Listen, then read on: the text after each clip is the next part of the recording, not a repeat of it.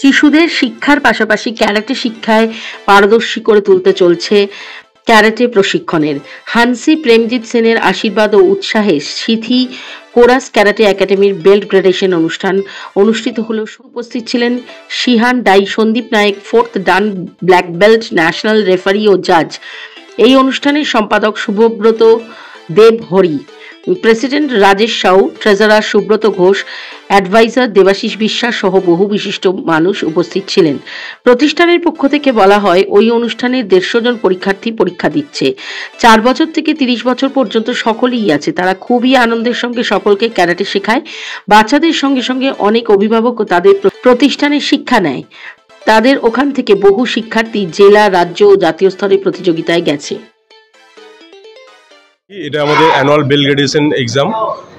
All India সিঙ্গা সিথিরীয় karate ফেডারেশনের আমাদের যিনি কর্তা, আমাদের যিনি অল ইন অল, আমাদের যিনি ক্যারাটে অ্যাসোসিয়েশন অফ বেঙ্গলের প্রেসিডেন্টও আমাদের হানসি প্রেমজিৎ সেন, ওনার আশীর্বাদে আজকে আমাদের এই বেল্ট গ্রেডেশন এক্সাম। প্রায় 150 জনের ওপরে বাচ্চা পরীক্ষা দিচ্ছে এবং 4 বছর থেকে নিয়ে আমাদের 30 বছরের উপরে বাচ্চারা রয়েছে এখানে, তারাও পরীক্ষা দিচ্ছে। এমন ইভেন কি শুধু বাচ্চাদের কথাই আমি বলবো না, আমি এখানে আর একটা কথা বলবো, যেখানে আমার গার্জেনরাও পরীক্ষা দিচ্ছে। মানে স্টুডেন্টস যখন ভর্তি হয়েছে, গার্জেনরা দেখছে যে না, আমরাও কেন পিছিয়ে থাকবো, আমরাও আত্মরক্ষার জন্য, আমরাও নিজের শরীরকে ফিট রাখার জন্য, সুস্থ থাকার জন্য আমরাও অ্যাডমিশন হই এবং তারাও অ্যাডমিশন হয়েছে এবং তারাও শিখছে এবং দারুণভাবে সেটা তারা উপভোগ করছে।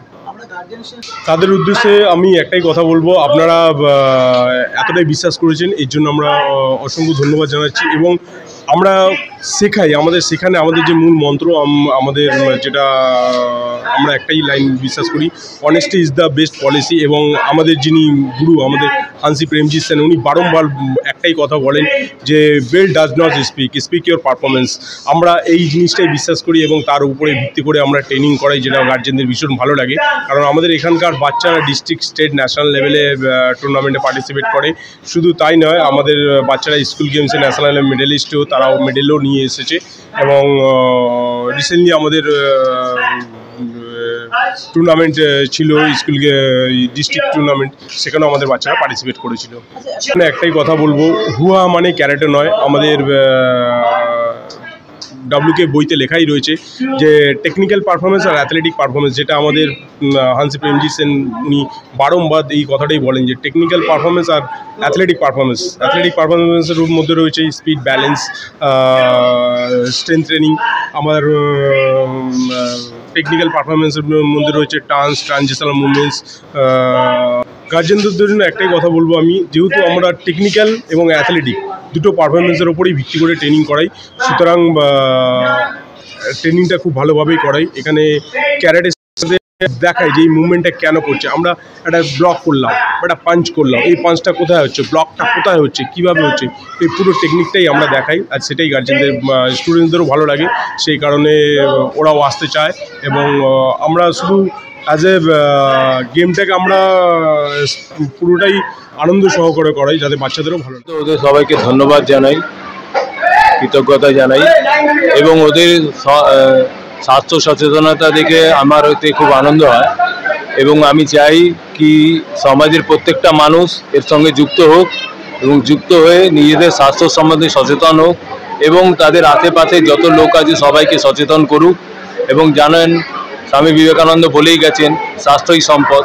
স্বাস্থ্য যদি না থাকে আপনি পড়াশোনাও করতে পারবেন না, কিছুই করতে পারবেন না লাইফে। আর আগে যত স্ট্রাগল আসছে সবাই ভালো করে এটা বোঝে। আমি চাই সবাই যাতে সুস্থ থাকুক এবং আরও স্বাস্থ্য সচেতন হোক।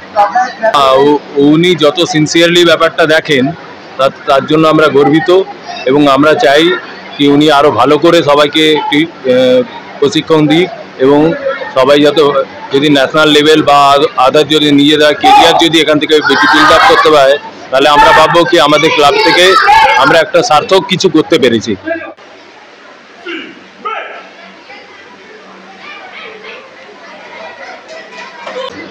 আমি সিথিতে থাকি, সিথি থেকে আসছি। আমার মেয়ে, যারা এখনো মেয়েদেরকে ঘরে রাখে, আমি বলবো যে তাদের এখনো সেই মাইন্ডের প্রোগ্রেসিভনেসটা আসেনি।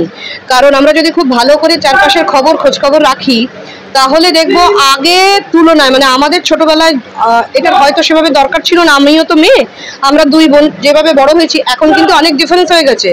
এখন মেয়েদের আত্মসুরক্ষা মিনিমাম সেন্সটা থাকাটা অত্যন্ত অত্যন্ত জরুরি বলে আমরা মনে করি। কারণ রিসেন্ট যে আরজি কর ইস্যুটা ঘটেছে, অত্যন্ত উচ্চশিক্ষিত একটা পরিমহলের মধ্যে যে পরিমাণ হিংসাত্মক একটা কি বলবো নক্কারজনক ঘটনা ঘটতে পেরেছে, সেরকম সিচুয়েশনে দাঁড়িয়ে তো ছেলেদের বটেই, ছেলেরাও সুরক্ষিত না, আমি বলছি না ছেলেরা খুব সুরক্ষিত, কিন্তু মেয়েদের তো ভীষণভাবে দরকার নিজেদের সুরক্ষার জায়গাটা শিখে নেওয়া। আমি এসেছি দমদম থেকে, ছেলে শিখছি 2 বছর হলো।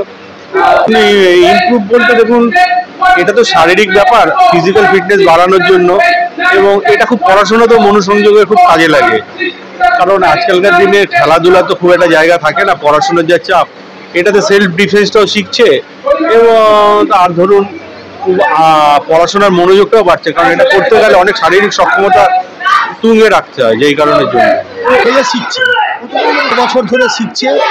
এখানে বেলগ্রেডিং রেসপেক্টেড অনারেবল সন্দীপ নায়কের যে কনফিডেন্স লেভেল বাচ্চাদের তৈরি করছে, সেই কনফিডেন্স লেভেলকে আমি একজন বাবা হয়ে স্যাটিসফাই, এবং তার যে দক্ষ অনুশীলন, সেই অনুশীলনে আজকে আমি মনে করছি যে আমার ছেলে একটা পরিণত জায়গায় আসতে চলেছে।